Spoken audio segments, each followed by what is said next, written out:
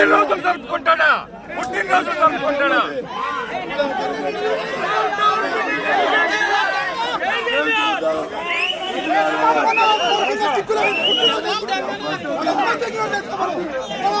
పోలీసులు అడ్డం పెట్టుకొని ఊరు వదిలిపెట్టి జనం బతుకుతుంటే కనపట్టలేదా పోలీసులకి?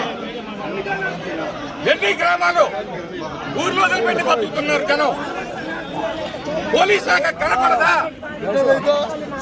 మాట్లాడితే ల్యాండ్ ఆర్డర్ ప్రాబ్లం అంటారు. తెలుగుదేశం వాళ్ళు ఊర్లలోకి రావాలంటే ల్యాండ్ ఆర్డర్ ప్రాబ్లమా? ఊర్లో పెట్టి బతకాలా వీళ్ళు? పోలీస్ శాఖ ఎందుకుంది?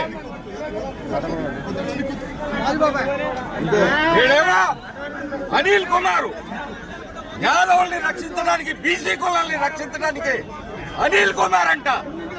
ఈ మీద అతను అడుగు పెట్టాడు ఈ నియోజకవర్గంలో. అదే సామాజిక వర్గం యాదవుల మీద దాడి జరిగింది. ఇతర బీసీలను రక్షించేవాడు. నెల్లూరులో అయిపోయింది అతని పని. ఇక్కడికి వచ్చాడు అరాచక శక్తి. ఏడొక అరాచక శక్తి. ఈ అరాచక శక్తికి గాలికి నిప్పుకి గాలి తోడైనట్టు ఆ అరాచక శక్తి ఇతర బీసీల తరఫున పోటీ చేస్తాడా? అడుగు పెట్టాడో లేదో యాదవుల మీదనే దాడి జరిగింది. ఈ యాదవులే కాదు, ఈ నియోజకవర్గంలో అందరూ ఆలోచించాలి. ఇలాంటి అరాచక శక్తులకి అవకాశం ఇస్తే భవిష్యత్తులో అందరి మీద దాడులు జరుగుతాయి.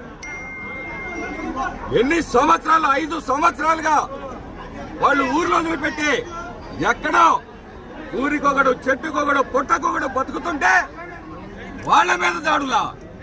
సిగ్గులేదా? పోలీస్ శాఖ ఏం చేస్తా ఉంది? ఆత్మకూరులో ఎస్సీలు ఊర్లో వదిలిపెట్టిపోయారు. గుండ్లపాడులో పెరికలు బీసీలు ఊర్లో వదిలిపెట్టిపోయారు.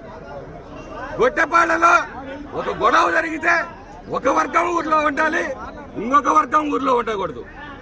జగవేశ్వరపాడులో బాధితులు వీళ్ళు ఊర్లో వదిలిపెట్టిపోవాలి.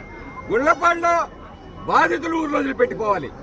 గుండ్లపాడులో ఊరు వదిలిపెట్టిన వాళ్ళ మీదనేమో రౌడీ షీట్లు ఓపెన్ చేస్తారా?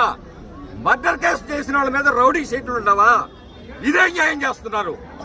మీరిచ్చిన అలుసే ఏం చేసినా చెల్లుతుంది, మేమేం చేసినా చెల్లుతుంది అని చెప్పేసి వాళ్ళకి పోలీస్ శాఖ సహకారం ఇవ్వబట్టే ఈ ప్రాంతంలో ఇన్ని దాడులు, ఇన్ని అమానుషికమైన విషయాలు జరుగుతూ ఉన్నాయి. ఒకటే చెప్తున్నా, గుళ్లపాడులో మర్డర్ చేసిన వాళ్ళ మీదనేమో రౌడీ షీట్ లేదు, తప్పుడు కేసులు పెట్టిన వాళ్ళ మీద రౌడీ షీట్లు ఓపెన్ చేశారు. ఇదేంటంటే పోలీస్ శాఖ డిస్క్రిమినేషన్ అంట. వాళ్ళు ఇష్టం వచ్చినట్టు చేయొచ్చంట. అంటే లా అండ్ ఆర్డర్ని కాపాడటం కాదా మీరు చేయాల్సిందే? ఎలక్షన్లు వస్తున్నాయి, ఏ విధంగా వాళ్ళకి సహకరించాలని ఆలోచనతో గుళ్లపాడులోనేమో మర్డర్ కేసుల ముద్దాయిల మీద రౌడీ షీట్లు పెట్టకుండా అమాయకుల మీద రౌడీ షీట్లు పెట్టి వేధిస్తున్నారు. ఈ రోజుకి చంద్రయ్య హత్య జరిగిన తర్వాత ఊర్లో ఉంటే 2 ఆర్మ్స్ యాక్ట్లు పెట్టారు, మర్డర్ కాన్స్పిరసీలు పెట్టారు. ఎక్కడో గొట్టపాళ్లలో గొడవ జరిగితే నేనెక్కడో తిరుపతిలో ఉంటే నా మీద కేసు పెట్టారు. ఏం జరుగుతుంది ఇక్కడ? సమాజం ఆలోచించాలి, మేధావులు ఆలోచించాలి. ఎవరికి భయపడే ప్రశ్నే లేదు. ప్రాణాలు ఒక్కరోజే పోతాయి. అంతేగాని ప్రతి నిమిషం చస్తూ బతుకుతూ భయంగా ఈ పల్నాడు ప్రజలు బతకాల్సిన అవసరం లేదు. సావో రేవో ఒకే రోజు తెలుసుకునే సమయం ఆసన్నమైందని చెప్పి ఈ సందర్భంగా చెప్తా ఉన్నాను.